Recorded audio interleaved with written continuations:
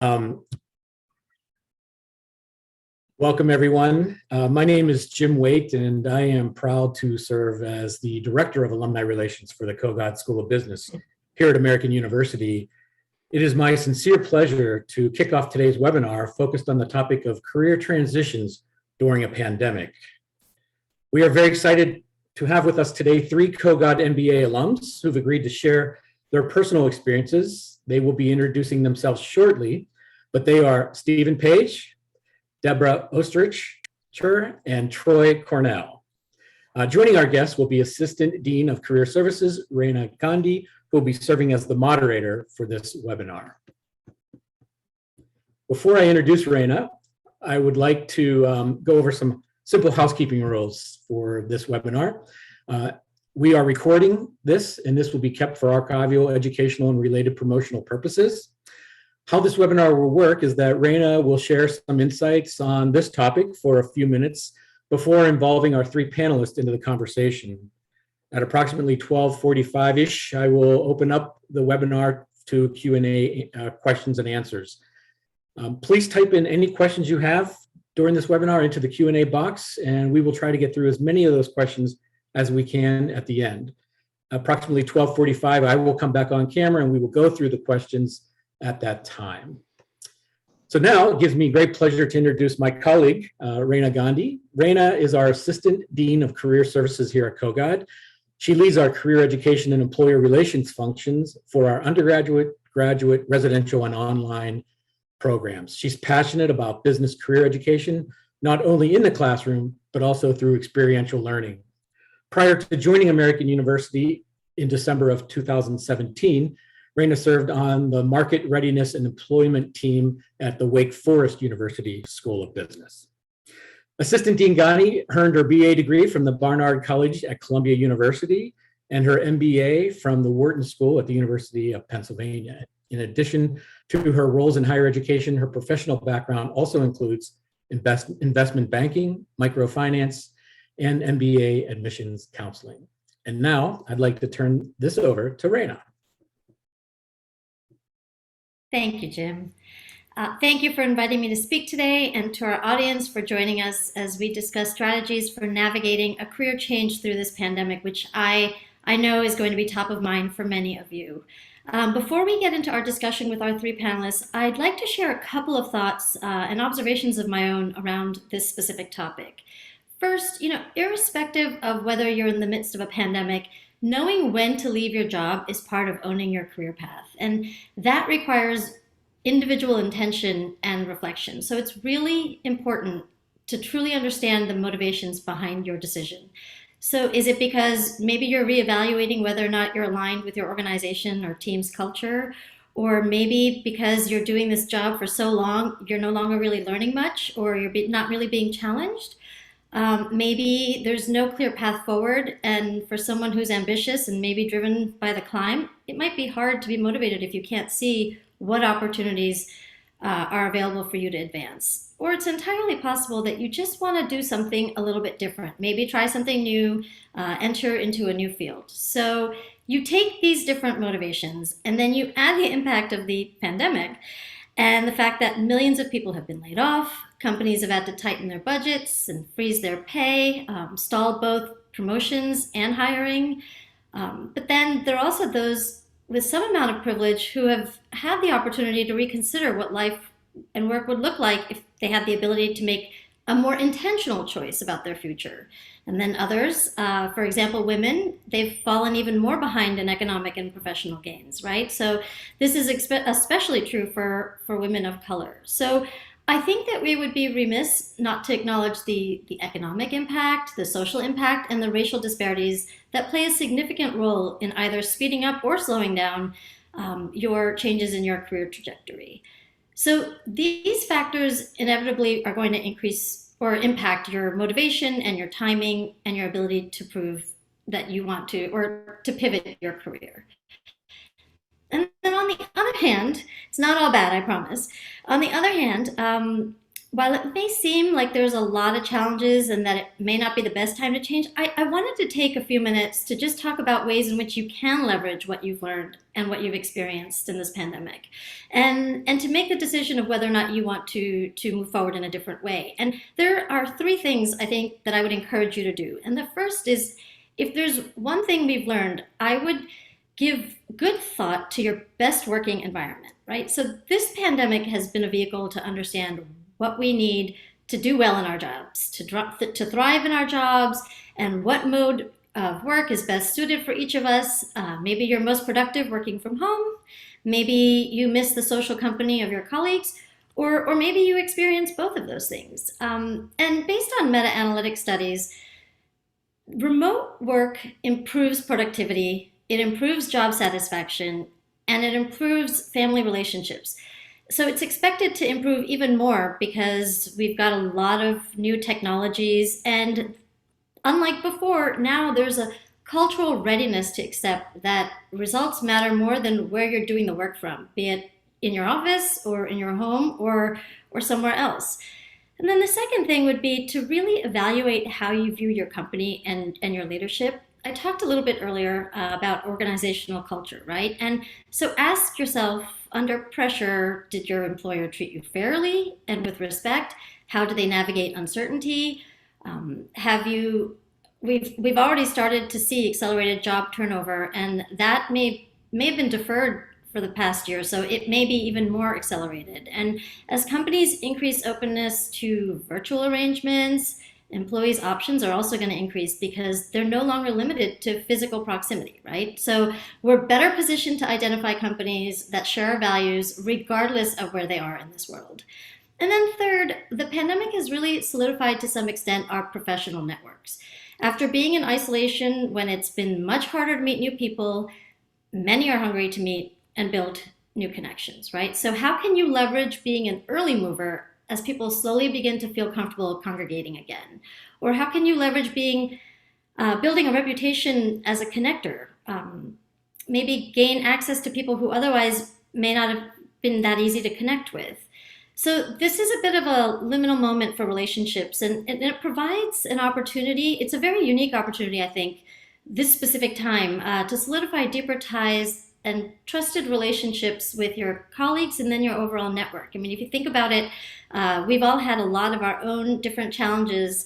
And so in your network, who are the people that really stepped up to help you? Those are the people that in the long term you have the potential to solidify some relationships with. And then also, if you're in a situation where you're not, that for now, because of the circumstances, you're not going to get promoted, but you still want to grow your career, I want to encourage you to look at several different options for your professional development. What you do now can set you up for a future raise. It could set you up for a promotion or a new job or other opportunities within your company once they're available. So this is a really good time to perform professional audit for yourself and take control of your self-development. And you can do this using books and podcasts, maybe volunteer for a stretch assignment, maybe take an online course to build your skill set. So these are some tools that you can use. And then also please do remember that the Kogod community is here to support you. And at the end of the hour, I'm going to share a couple of quick resources for you to use as you consider making these transitions. But before then, I want to transition right now to include a conversation with our three panelists to learn more about the strategies that they specifically used and the lessons that they specifically learned when they transitioned to their new careers. So with that, I'd like to thank our panelists once again for joining us. And I'd like to start by asking all three of you if you could briefly just introduce yourselves. Tell us when you graduated, the program you graduated from, and then your current role. So how about we start with Steven and then go to Deborah and then Troy. Good afternoon, everybody. My name is Steven Paige. I graduated from Kogod in 2018 with an MBA. My current role is I am the founder of Delta Hollywood Productions. It's a consulting and event management company. I've been doing it for a number of years on the side, but with the pandemic, things changed with my job. I decided, it's time to formalize that. So So that's kind of what I'm doing. I have an undergraduate degree with economics from Cal State Long Beach here in California. I currently live in Pasadena. I've worked at a bunch of different companies, 4 Fortune 500 companies, including Disney, Toyota, United Healthcare, and Washington Mutual, which is now Chase. So it's been a great ride, and we'll talk a little bit more about, my transition from going from healthcare for almost 10 years into, doing something I was doing on the side for a long time, and now I'm doing it mostly full time. So that's me in a nutshell. I think Deborah's next. Thanks a lot, Stephen. Well, first of all, that really resonates with me that you say you were doing it on the side before doing it full time, because that's what I'm going to talk about today as well. But thank you, Jim and Raina, for asking me to participate today. I was really excited to get back with my Kogod colleagues. Again, I'm Deborah O Stryker. I was raised in Washington, D.C., which I think is pretty rare for this group, and went to undergrad at University of Maryland, and got my MBA in international business in 1990. So you're making me feel really old, Stephen. And then after decades in aviation, technology, and communications, I now run Distinguished Communications, which teaches executive and teams how to communicate in a clear, concise, and convincing manner, whether you're in person or in a group like this online, which we all really need right now. Thanks a lot. Well, hi, everyone. I'm always so happy, so grateful to be introduced to new panelists, to new students. Pleasure to just also continue to speak alongside friends and familiar faces, classmates like Steven. My name is Troy Cornell. I graduated from the Kogod School of Business with an MBA in 2018. I, for the most part, have been a corporate man my whole career, right? And I don't necessarily know if that's a good thing or a bad thing, but I've learned a lot, and it's been dynamic. And I started my professional career actually as an intern at the YMCA of Metropolitan Washington. I was offered a job. Then I went to Capitol Hill, worked for my home state senator. I'm from California, so I worked for Barbara Boxer for a number of months until she retired. I ended up working on the Senate Banking Committee full-time as a staffer.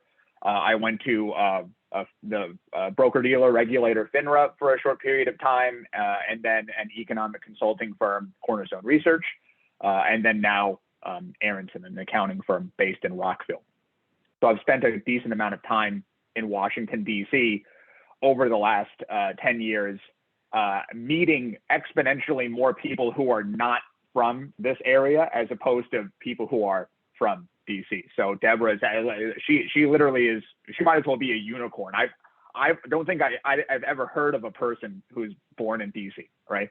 So we all need to take note of how special that actually is and how rare that actually is. So I'm excited to be here. And hopeful that the remarks that we all have will be, beneficial in some way, shape, or form.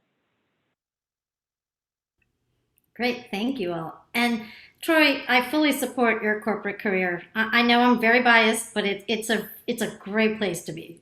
I'm right behind you there. Now, as you've already heard me say, right, it's been almost 2 years of living through this pandemic.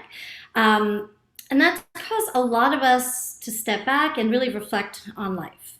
So you're all at very different stages of your careers, and of course you've had very unique experiences, but I think one common thread and one common theme is that you've changed jobs or pivoted careers. So can each of you share a bit about your career trajectory and what led you to those different roles and to the role that you're in today?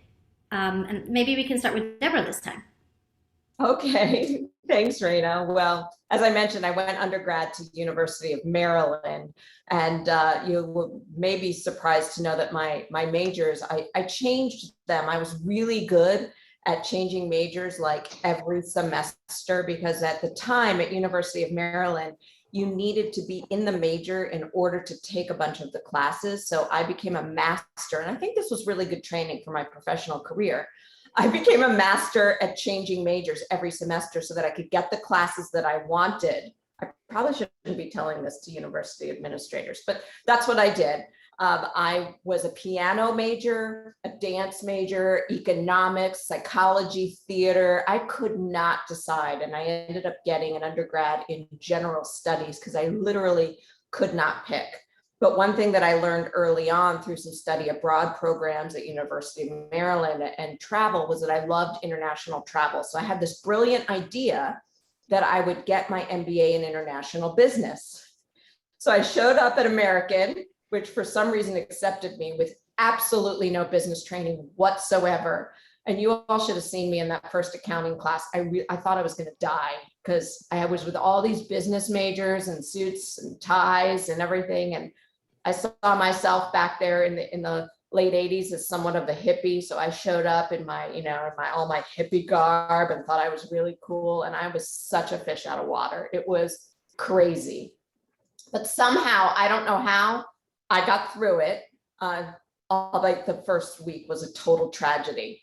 And then somehow I graduated and I ended up living and working overseas for about 10 years in Europe and the Middle East. And my last position was in Budapest, where I had gone because I didn't have a job and I went over there to teach English. And within a week, I was working at a computer company and a newspaper. So I never ended up teaching English, which was a good thing because I'm not sure I knew how to do it. And after several years in Budapest, Hungary, I was offered a job at the headquarters of the computer company I was working for, which was over there called Duna Electronica, but in the US, based in Phoenix, Arizona, was called Micro-Age Computers, which at the time was the biggest company in Arizona. So I took this transfer because I was ready after about 10 years to come back to the US, and they were willing to move me and whatnot. But you all, let me just tell you something. When I came for the interview in Phoenix, Arizona, remember, this was the mid-90s. Arizona was not what it is today. And I thought, you know what? I'm just going to take the transfer because they're willing to move me. It'll get me back to the US. But then I'm going to go to a real city. I'm going to go to New York or Boston or LA or back to DC, but there is no way I'm staying in this godforsaken place called Phoenix, Arizona. And here I am 25 years later because I met my husband a few weeks after transferring. So I came back to the computer company. I stayed there for a year. It was no longer international, not what I was interested in. And I took a job at the Phoenix airport. Get this, you guys. I don't know if you know that this is a job, but it is. My job was to recruit international airlines to the Phoenix airport. So my job was to travel around the world talking to airlines and convince them to fly to Phoenix. So that's what I started doing. And I promoted over the years until I was the vice president of the airport that I recently left. And to Steven's point of earlier, I began on the side, getting very involved in communications and teaching other people how to communicate. And I can tell you more about that in the Q&A or call me, but how that happened. But I did it on the side. And now in the pandemic, I retired from the airport, took that pension, and now I teach people full-time how to do this in a clear, concise, and convincing way. So thanks for asking, Raina. Deborah, can I just ask a quick follow-up question, which is, what was the impetus of you leaving and changing and doing this full-time? Was it just something that you'd been thinking about for a very long time, or something else possibly? Well, when I arrived at the airport, just as the air service development person, one of my first assignments was to go to the mayor and council because the airport is run by the city of Phoenix government. My job was to go to the council and make a presentation about what my intentions were and how I was going to do this. I had no idea what I was doing, but they thought I was cool because I came from DC and knew something about the world. And so I had no idea, but I made a presentation, which was probably mostly BS, but I made a presentation. And before I knew it, I was being asked to make presentations on waterless urinals and all kinds of other things that were happening at the airport, because they said, you know how to present. And so over the years, even though it wasn't my job, I was asked to teach other people how to get a message across. And so I was doing my job, and before I knew it, training city executives. I wasn't a trainer, right? But over the years, I trained hundreds and hundreds of people, and then they would start to leave. If they did, retire, leave, go someplace else, and take jobs other places, and call me from New York or LA or whatever and say, can you give us that training? And I'd say, no, I'm a City of Phoenix employee. I can't do that. And then I thought, I'm eligible to get a pension. Why am I saying no to this? So about 5 years before I was able to get that pension, I started saying yes and traveling around the country and around the world, teaching people. And so to your question about what made me decide, when the pandemic hit and I was locked in my house, people started calling me and asking me to do that on Zoom. Can you teach us how to do this and talk to people and be effective on Zoom? We'll pay you. And so I realized that with airports and travel kind of going down the tubes for a while, and that I was able to continue doing what I loved, what I learned I loved online, and then back in person again, that was really the impetus for me saying, let's do this full time, finish that book, and go take that pension and do this full time. So I'm really lucky, everybody, that I have that pension to fall back on, because if I didn't, I'm not sure if I would have been able to do this, but now I know that it was the right decision. Great, thank you.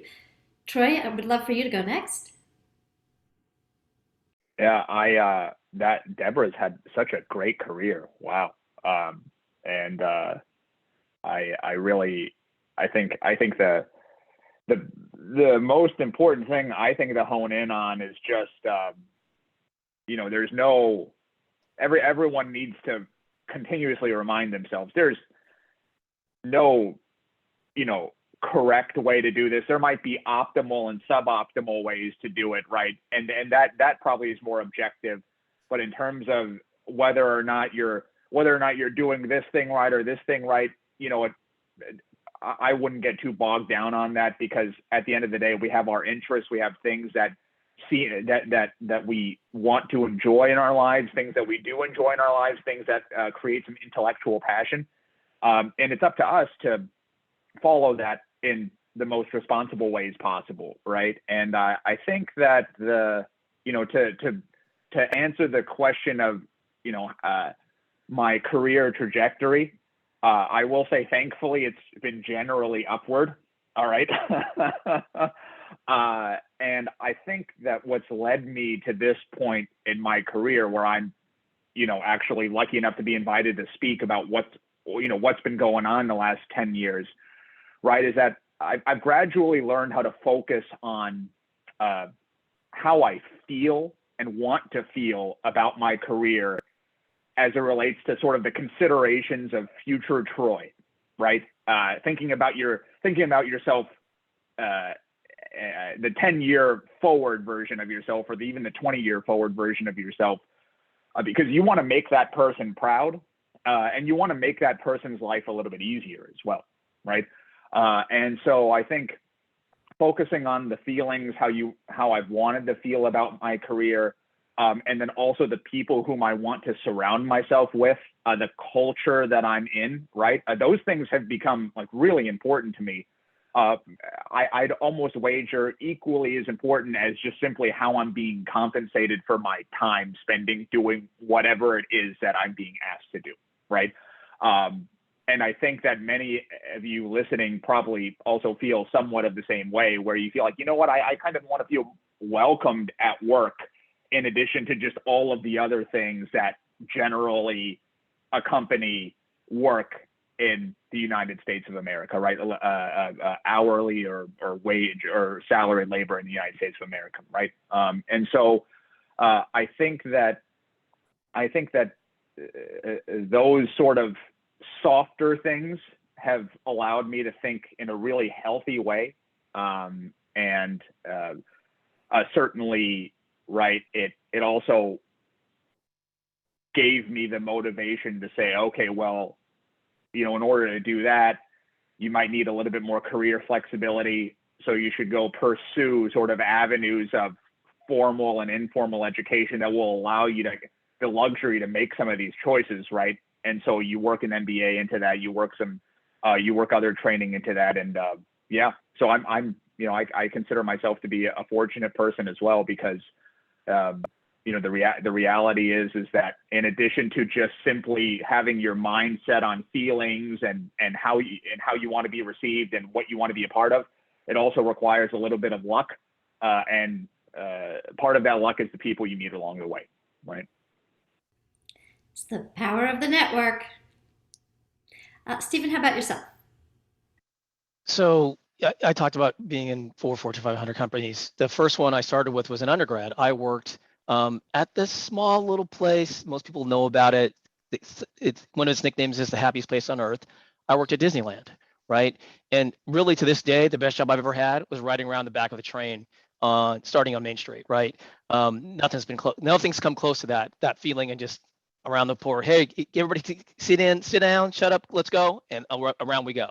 But that wasn't where I really wanted to be, right? And being there at Disneyland and then going through the internship program in theme park operations taught me, okay, here's some things, here's an eye on detail, here's looking at how this project works, because you're looking at a day in the life of Disneyland, right? That some of these just opened up again. But when you look at that, it's like, oh, we're going to Disneyland, we're going to enjoy the day.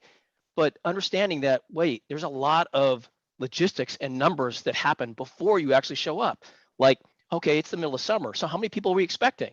We expect between 50 and 60,000. Okay, so that means I need to have this many people in the parking lot. I need to have this many ticket sellers and this many ticket takers, this many people in on the steam trains or on the main street vehicles in my different merchandise shops. How many outdoor vendors do I need? How many sweepers do I need? How much how much cash do I need on hand, and all the rest of it, right? How many cash drawers do I open in the Plaza complex for that day? Oh, it's 60,000. So I need the Plaza Inn and the Plaza Pavilion open that day because it's above that threshold number. Learning about those logistical things that they did at Disneyland, and this was in the 80s, right? But most businesses now recognize, hey, there are analytics that we need to look at to manage our business better, right? And that was one of the things I learned, regardless of where I went. I went into mortgage banking next, and that was all about numbers, right? And I worked in secondary marketing, so I was selling stuff to the Wall Street firms. And at one point, I dealt with anybody who was on Wall Street because all of them were buying mortgage-backed securities. So any of the big names that are here and that are gone, I dealt with, right? But understanding what that function was, and when I did that job, it was when I was in secondary marketing, and then I ended up going to master servicing. My eye wasn't on that job. It wasn't even on my boss's job, where he was the director of secondary marketing. The job I really wanted was the COO's job. That's the job I wanted. So then I started doing things in my career to angle myself to do that job. So I learned everything I could learn about secondary marketing at the front end of the house. Then I got into master servicing, which is the other side of mortgage banking. Learned everything I needed to know about that, right? And then realized, is this really where I wanted to be? And the answer was no, it wasn't. But I had to learn that for myself. I also had some things along the way that helped me make that decision, right? I was actually told by one of my managers, you know what, and at the time I was managing a small department. I had 3 or 4 people who answered to me. I was told at the time, well, you're not ever going to get to manage any more people than you have right now. What? Right? And so when I left that job and I was up at a birthday party for the CFO, who was my boss's boss's boss, my boss's boss, the general counsel for the company came up to me and said, oh, so I hear you're leaving. And like, yeah. And I had like maybe 5 days left to go in that company.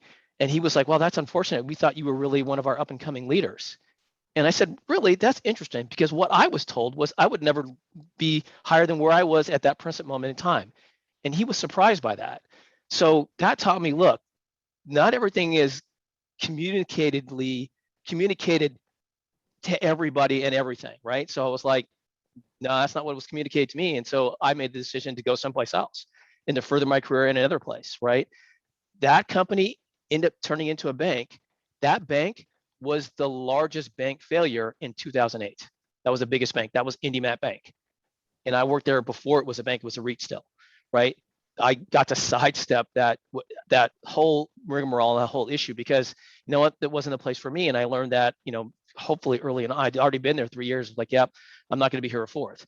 But understanding the signs that your career gives you, understanding, hey, do you have a mentor at that place? Can you look to he or she to help you navigate what it is in that company or what it is in your life? It doesn't have to necessarily be your mentor. Doesn't necessarily have to be somebody at your company. It could be somebody else. It could be, you know, your friend's father, because your friend's father is the president of his company that he started, and maybe that's your guy or that's your woman who helps you navigate what's going on because they've seen it at a different level, at a level you're trying to attain, right? So it's understanding those kind of things in your career to make sure that you are, hey, you have a goal set and you kind of want to do this, you kind of want to do that, to try some things, right? And there's a famous quote by Nelson Mandela: either I win or I learn, right? And those are very good to me. That was like, and there's a bunch of times I won, there was a bunch of times I learned, but learning from each situation. And sometimes the best thing is to learn and not to win, because that teaches you, one, about yourself, and that, you know, you get knocked down, you can get right back up.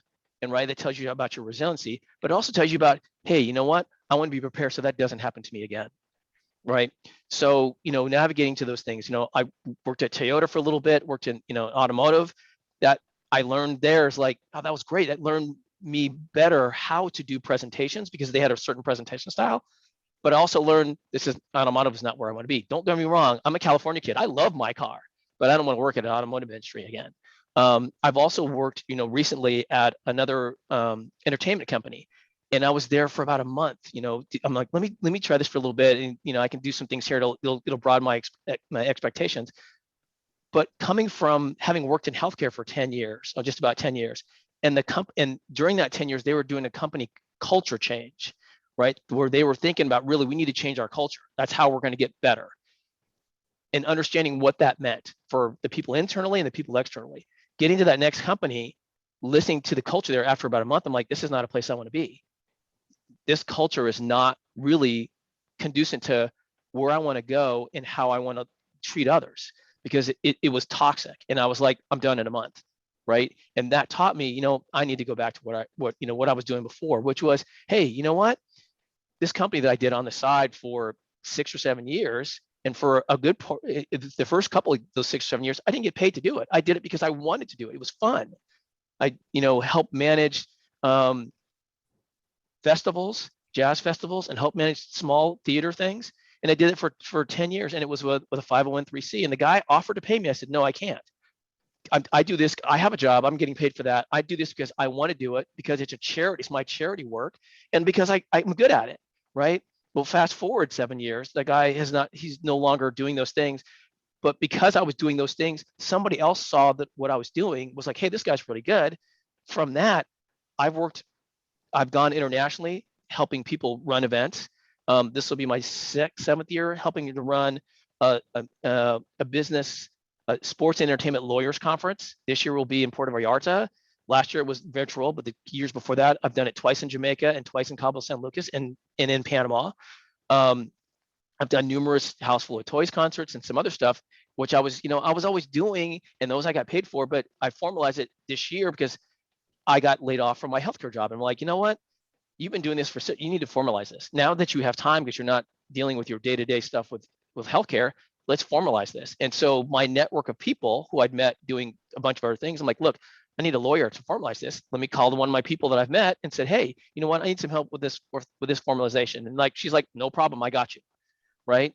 And that was part of the network and the people I've met. And making sure that you always know your career path. Deborah said, you know, I changed majors, I don't know how many times, and finally did this, right?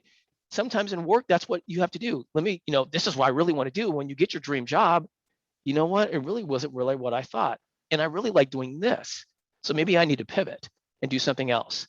But you have to learn, you have to win. And sometimes you win and sometimes you learn, and hopefully you learn those lessons well so that you can take those to that next level and go to that next place and get that the coaching you need, like Troy said, like Raina said, taking those classes, to improve yourself.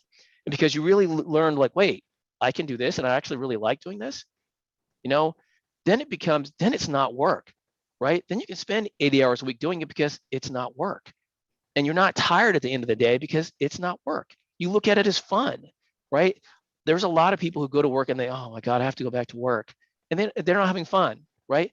But the people who do really well are the people that are having fun at what they do. And it's not work for them.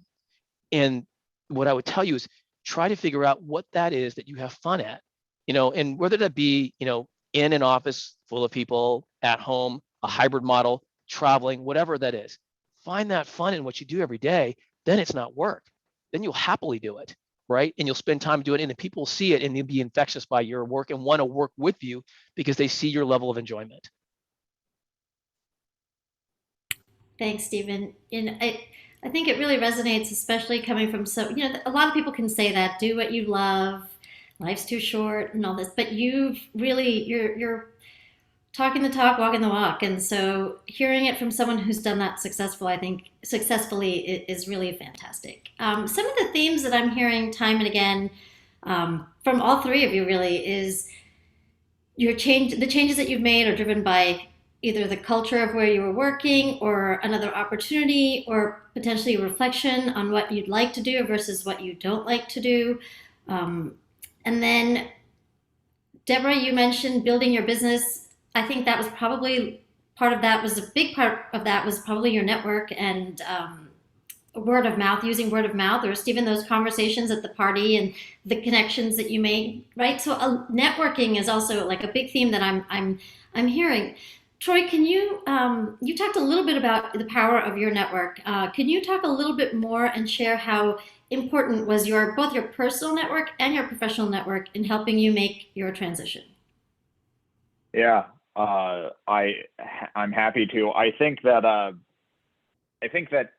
we all, in some ways, almost underestimate how many resources we have available to us. And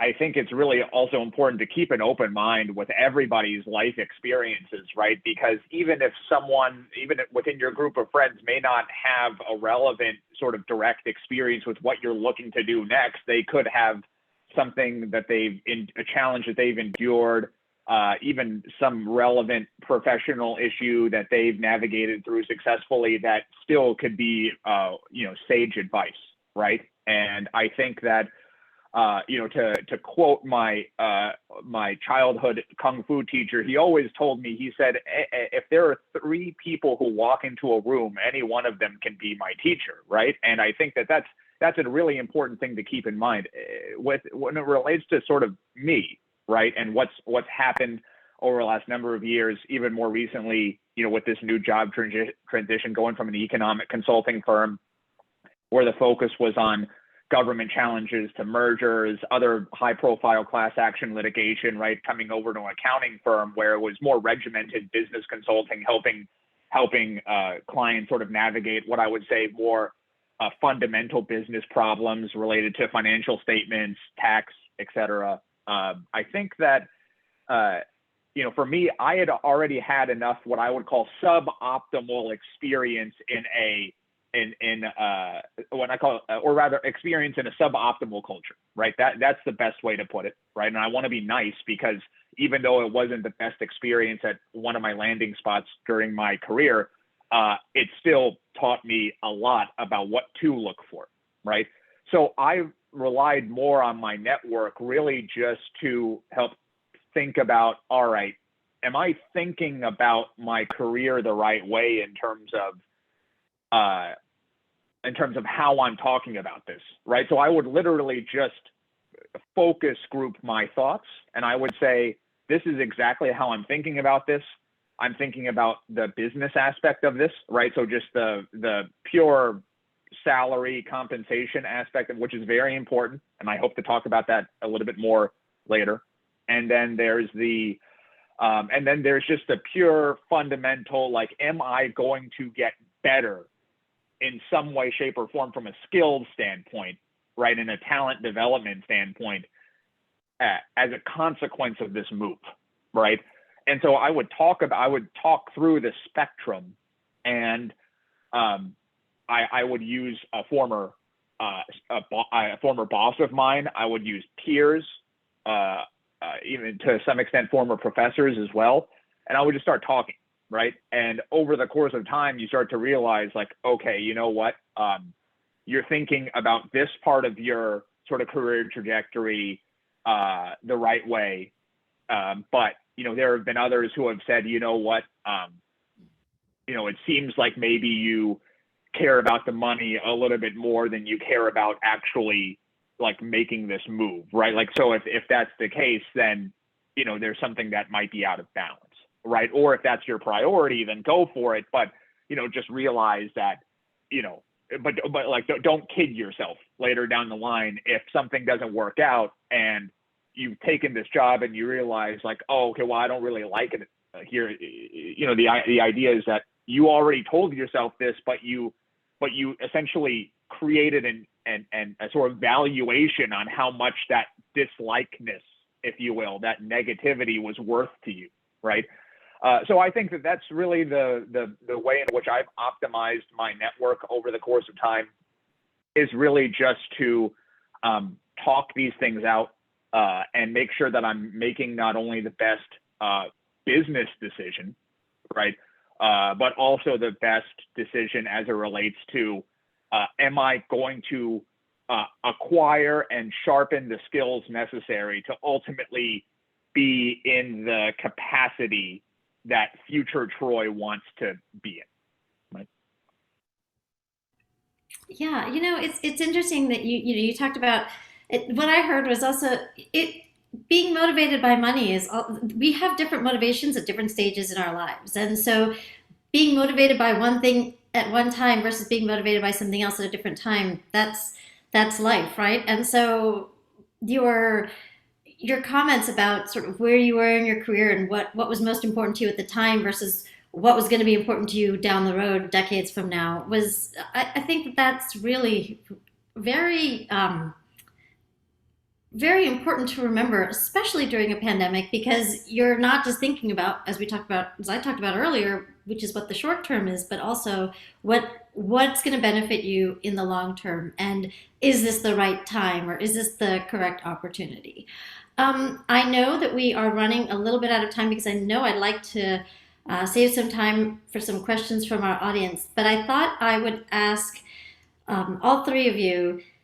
You talked a lot about the transition and a lot of the changes that you made. If you, looking back now, and this doesn't necessarily have to be something that happened during the pandemic, but maybe something that led up to some of the thoughts and changes that motivated you to make these transitions. Looking back, what would you change based on what you did? Maybe 2020 hindsight, if I could go back and do this again, I would have done it differently. Steven, can we start with you? Sure. Looking back, 2020, I'd say there's a couple things I probably would do differently. One would be really understanding, making changes, right? How I got into healthcare was a conscious decision. I'd worked in mortgage banking with all the rigmarole and all the things going upside down because of the way the greed of some folks, and I'm like, I need to do something different. And the thought process of that was talking to a friend of mine. He was like, I'm going to do this. I'm like, you know what, that sounds good. I could do that. Because what I realized is that in healthcare today, a lot of things that are done today are not done with an eye on how you use the data that you have, right? You could go in a certain hospital situation and go into one area of the hospital and they take your name, all that information, and then they say, oh, we're going to transfer you to this other area over here. You get into the other area and they ask you for all the same information over again. I'm like, well, a minute, I just told the last guy that. Can't you guys just move the data back and forth, right? And they were very inefficient about how they use data. I saw a movie with Patrick Swayze called Roadhouse, and he gets cut in a fight. He comes to the hospital and drops this file on the table next to him, and the doctor starts going through it and looks at all his cuts and bruises. And I'm like, and that movie was in the early 80s. today, that's still almost the best way for your doctor to know all about you is you hold your own file. Now, we know today part of ACA was you were supposed to have that electronic file, but there's HIPAA laws that are in place in there so that you're not able to move all that information. And plus, the systems are still different. It's understanding, okay, so why did I want to make that change? And did I accomplish what I want to do after being there almost 10 years? And the answer is, yeah, I did in some ways. Could I have done more if I had the opportunity to? Did I learn a lot of lessons from how it was done or how things were done there? Yes, right, which I can take and move to the next thing. And that's, I think, the big transition or understanding is, yeah, there are some things you looking back, you could always do something better. You could always talk to that person more kindly. You could always ask more questions to get more inquisitive, to learn more about whatever that process was or however that person is. Those are always things you can always look back and say, how can I do that better? But the thing is, you need to do that. You need to look back and say, how do I do this? How can I get this better? How do I do this better? So that when I get into that situation the next time, I can not only do better for myself, but for the people around me, right? And I think that's one of the things that I do, hindsight in 2020, is looking back and it's like, how could I have done that better? And what's the lesson, even though I might have won, but what's the lesson I could have learned so that not only I win, but the other people around me win as well? Right. Jim, do we have time to hear from the other two panelists briefly? Or do you want to answer? Oh, you're on mute. Yeah, it's fine. If anyone has anything else they'd want to add to that question, feel free to do so. Deborah, please.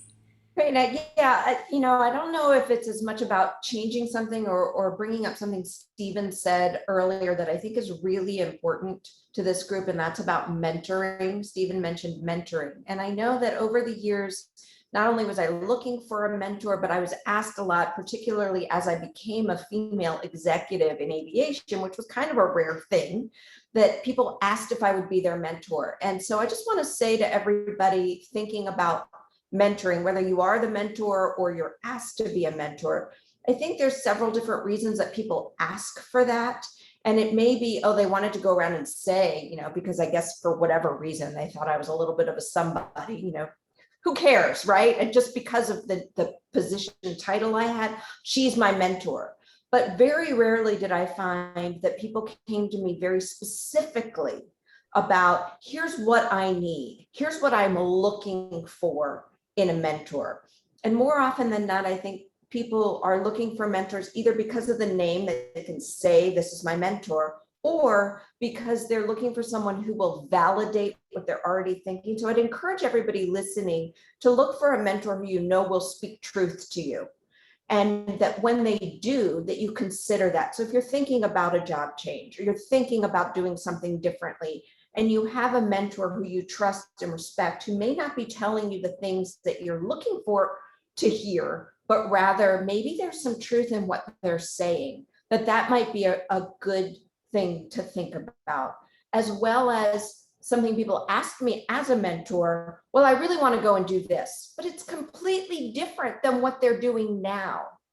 A piece of advice I would give there is, well, while you're in a safe space, perhaps you're in a job that's paying you right now and you're a little too nervous, and rightfully so, to just go change jobs, or you can't get that job. What can you do in the job now, even if you're not getting paid to do it, but what service could you offer there now to see, to Troy's point, does it make you happy? Is that what you want to do? And could you take that skill set either out on your own or to another company because you've proven it in the company you're in now? So it may help you make that transition. So I just wanted to put that out there. That's great. Thank you. Yeah. Troy, I see you typing an answer, and I'd like to go to a question that one of our audience member has. Has the pandemic changed strategies with negotiating your salary? Should we be just as aggressive or less aggressive? Are there things we should definitely avoid doing during the pandemic that's unique? Just an interesting question. And Raina, you might have something to add to it as well. Yeah. Does anybody else want to go first? Troy, yeah. I just did this, right? And I will say I'm grateful for my education. All right. In many ways, the MBA program turned me into like a shameless capitalist when it came to stuff like this. I would say that in many ways it's okay, all right, to look out for yourself and to use your own education to benefit your own career, all right. So that's the positive spin on what on what I just said. But we're all going to have to go through this at some point, especially when, Deborah and Steve, they're running their own business, right? So if they want more money, they're going to have to negotiate with themselves. Like they're just going to have to go in the back room and they're going to have to hash it out with themselves, right? But as far as sort of corporate man over here, I can say this. It's first important to really ask yourself, when you go into this thing, you have to be able to also go to sleep at night, right? That means that you have to negotiate in such a way where you are not going to feel as if you've shortchanged yourself or even negotiated against your own interest because you're afraid of, potentially offending somebody else. Right now, and there's a lot of cultural context. I'm just going to speak in the context of American negotiating culture, right? Because I imagine there are plenty of other countries where whatever I did that worked really well for me 2 months ago would be like get me kicked out of other countries, right? And and that's a big discussion. I think that we have to do what's really important to make sure that we can go to sleep soundly at night because we have a lot riding on our own careers. I have talked to countless MBA students, even and undergrad students from Kogod who have reached out to me, Jim. You'll appreciate this. They've reached out to me on their own. And they've asked me some of these questions. And what I've said is we have to pretend that not only are we sort of we have to pretend to be the coach and the player at the same time, right? Unlike LeBron James, who has an agent that can more or less worry about his business interests 100% of the time, we have to do that. And we also have to do work on our own. What does that mean? It means that we have to take a step back and have a lot of perspective about what's going on with our lives and with our skill set. And then we also have to attach a valuation to that. And then we have to explain that valuation, right, to an audience of people who are going to pay you, essentially, right? Assuming we're just, within the corporate America structure, right? And so I think that ultimately, right, whether you're aggressive or not will ultimately depend on how you're reading the warmth or lack thereof of the conversation that you're having with your potential employer, right? But I think the most important thing we can do is, one, make sure that we're treating ourselves fairly when we're doing the negotiating, right? Because we don't want to lose to ourselves. If we lose to somebody else externally, right, from a negotiating standpoint, that's one thing. But if we defeat ourselves before we've even had a conversation with somebody else, that's not good. So we need to be able to go to sleep at night. We need to be able to treat ourselves. We need to treat ourselves fairly, and then we need to communicate that we want to be treated fairly to our potential employer. So then ultimately we can get the best overall deal for ourselves, right? And it's uncomfortable sometimes to think about ourselves in this kind of LeBron James context, right? But we have to do it because unless if you all have an agent out there, no one is going to do that for us, right? We don't have a Maverick Carter. We don't have someone else that would just Scott Boras, right? For all you sports fans out there that are just ruthless and they only just care about getting the dollar amount. We have to balance that out, right, within the context of our own career. So I hope that's helpful, but focus on your feelings, focus on being able to go to sleep at night. And I think that'll really guide you on how you approach the negotiation. So just to reiterate a little bit of what Troy was saying. So I actually teach to negotiations, so I could talk about this for hours, which we do not have today. So you're most welcome to reach out to me later, whomever asked this question. But one thing that Troy said that I can't emphasize enough, no one is going to advocate for you. You have to articulate your value yourself. But you still need to justify why you want what you want. Oftentimes, very, very briefly, I'll tell you, if you're looking at the job, and this is very tactical, but if you have your required job requirements and then their preferred requirements, and you have a lot of those preferred, that's a reason for you to negotiate. So all of those are changed during the pandemic. I think something that people worry about is that, oh, if I ask for too much money, they're going to take it back. They can't take the offer back. They can tell you no, but they can't take it back. The other thing that they no, meaning they can't meet your salary expectations. The other thing that I definitely wanted to say is you want to look at the non-financial benefits and rewards too, especially given the pandemic. If, I talked very early on about how one of the things that we think about now is, well, where do I thrive? In what environment do I thrive? Do I thrive working from home? Is that important to me? Or do I really need time to take more PTO, take vacation, because we've been, very isolated for the last few years? So you really have to think about what's important to you, but I highly encourage that you think about some of those non-financial benefits and what that can do for you in the long term. And then the last thing is, again, this is not pandemic specific, but be careful about how much you ask for. So I started this conversation saying no one's going to advocate for you. No, articulate your value, provide your value proposition very, very clearly. At the same time, don't ask for such a high salary that maybe they feel like they're going to meet it, and then you underdeliver.